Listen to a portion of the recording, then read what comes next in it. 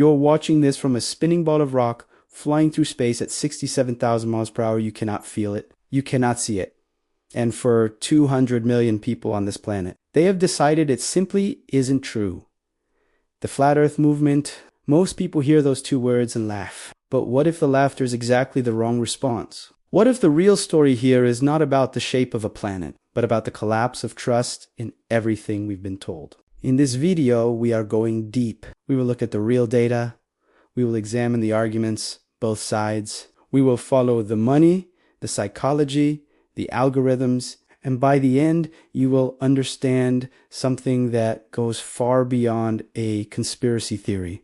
You will understand what happens to a society when it loses faith in the truth. Let's begin. Here is something that will surprise you. For most of human history, nearly everyone believed the earth was flat. Not because they were stupid, because it looks flat. You walk outside, you look at the horizon, it's a straight line. That is the fundamental human experience. Around 500 BC, Greek philosophers began to challenge this. Pythagoras argued the earth must be a sphere. Eratosthenes in 240 BC actually calculated the circumference of the earth using only 2 sticks and the angle of sunlight. He was accurate to within 2%. 2,000 years before satellites, the modern flat earth movement was born in the 1800s. With an Englishman named Samuel, he developed what he called zeitetic astronomy, the idea that only what your senses can directly perceive is real. And that idea went quiet for 150 years, until the internet gave it a second life. What Robotham started in a notebook, YouTube completed at scale, and the results have been extraordinary. Let's talk numbers, because this is bigger than most people realize. In the United States, between 2 and 3% of adults currently identify with flat earth beliefs. That sounds small until you do the math. That is between 6 and 10 million Americans. In Brazil, that number jumps to 7% of the population. That is nearly 15 million people in a single country. Across Western Europe, the number stays below 1.5%, but it's growing. And in Russia online, flat earth communities have exploded since 2020. Now here is the most alarming statistic of all. A 2019 study from the University of Texas surveyed attendees of the International Flat Earth Conference. They asked, "How did you come to believe this?" The answer from 97% of respondents was the same.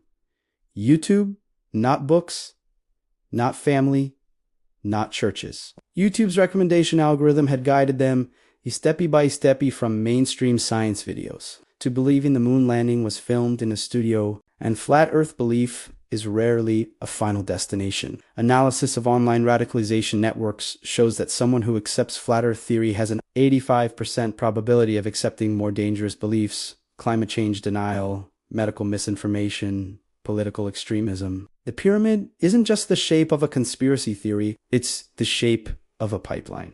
Now we need to do something that most videos about flat earth refuse to do. We need to actually listen to the arguments, because if we don't understand why these ideas are compelling, we will never understand how to address them. So let's steal them in the flat earth case.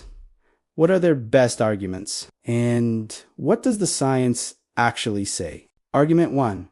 The absence of visible curvature. Flat earth proponents use powerful zoom cameras like the Nikon P1 Oto O2 photograph objects at distances where, according to standard calculations, the curvature of the earth should have hidden them below the horizon. And in many of these videos, the objects are still visible. Buildings, ships, shorelines, 30, 40, 50 miles away. It's still there. The scientific counterargument is a phenomenon called atmospheric refraction. When light travels through the atmosphere, it bends, it curves downward slightly due to differences in air density at different altitudes. This bending effect can allow objects that are technically below the geometric horizon to remain visible. The amount of bending varies with temperature, humidity, and atmospheric pressure. Under certain conditions, you can see dramatically further than the pure geometric calculation would suggest. Argument 2. The impossibility of space as a vacuum. Many flat earthers argue that the vacuum of space is physically impossible, that a vacuum cannot border an atmosphere without a barrier. They call this barrier the firmament, a physical dome above the earth. Scientifically, the atmosphere does not have a sharp edge. It gradually thins over hundreds of miles. The transition from atmosphere to space is not a wall. It is a gradient. The Karma line at 62 miles altitude is a conventional definition, not a physical boundary. Pressure does not require a hard container. It requires gravity, which Earth has in abundance, holding the atmosphere in place across billions of years.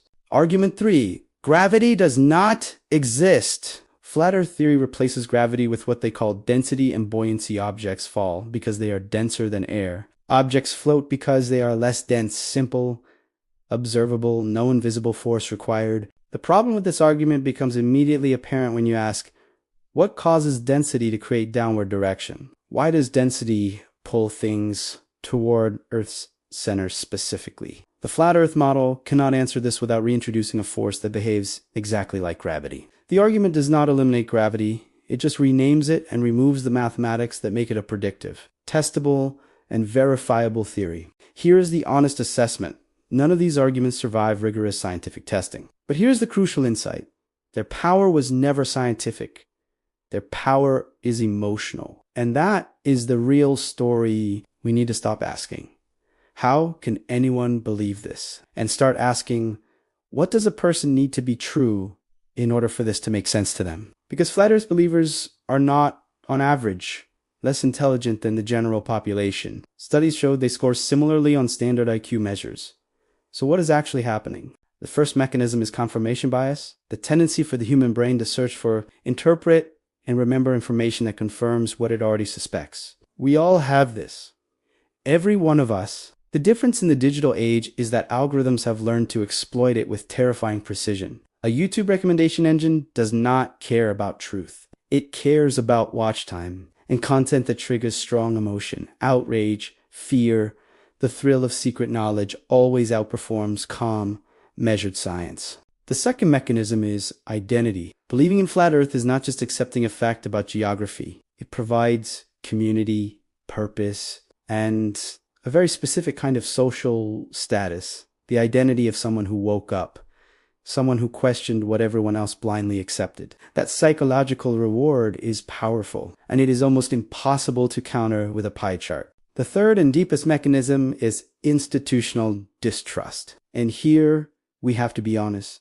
This distrust is not entirely irrational. In the last 30 years, the public has watched banks collapse economies with zero accountability. They have seen pharmaceutical companies hide dangerous side effects. They have learned that their own governments spied on them. When authority figures lie repeatedly about important things, why should anyone automatically trust them about the shape of the planet? The consequences of widespread conspiracy thinking are measurable. Academic research tracking, STEM interest in regions with high conspiracy theory, penetration shows declining enrollment in science and mathematics programs. The erosion of scientific literacy does not happen because people become less intelligent. It happens because people become less willing to trust the process of science itself.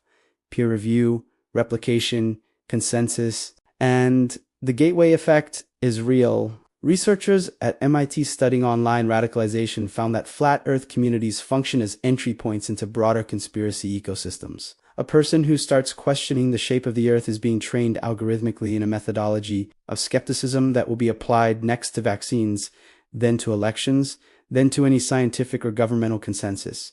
The flat Earth is the door. What is behind the door is much more dangerous. But here is something that almost nobody talks about. The flat Earth movement has had one genuinely positive effect on science communication. It has forced scientists, educators, and science communicators to get better at their jobs. The response to flat Earth has produced extraordinary amateur science individuals, launching weather balloons to photograph the curvature, designing laser experiments across lakes, building open source tools to measure the Earth's geometry. The scientific community has been forced to explain its methods more clearly, more visually, and more accessibly than it ever did before. Major platforms have also responded. YouTube, Meta, and TikTok have all cited flat Earth content as a key case study in developing policies to reduce algorithmic amplification of misinformation. The same algorithm that created the problem has slowly, imperfectly, been adjusted to address it. Research is very clear on one thing: ridicule does not work. Mocking flat earthers does not bring them back to scientific consensus.